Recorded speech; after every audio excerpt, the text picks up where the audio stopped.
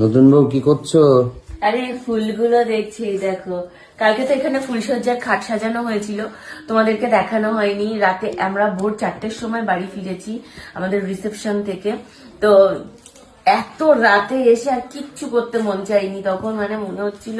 আর তারপর 1 ঘন্টা লেগেছে আমার মাথার কাঁটা খুলতে আর আমার গয়না খুলতে। স্বর্ণ দেখেই যাচ্ছে আর আমি খুলেই যাচ্ছি।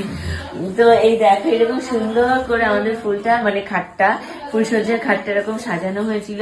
সামনেটা দেখো, সামনেটাও দেখো কি সুন্দর করে সাজিয়ে দিয়েছে।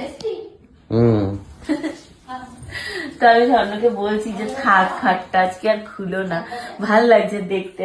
আর ঘরের মধ্যে ঢুকলেই একটা রজনীগন্ধা, একটা রোজ, তারপর সমস্ত কিছু স্মেল আসছে না, ঘরটা খুব ভাল লাগছে।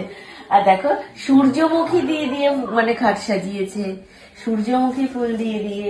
মানে এটা সচরাচর হয় না, গোলাপ টোলাপ দিয়ে, একটু কম দামি ফুল দিয়ে বেশিরভাগ সময় খাটটা সাজায়।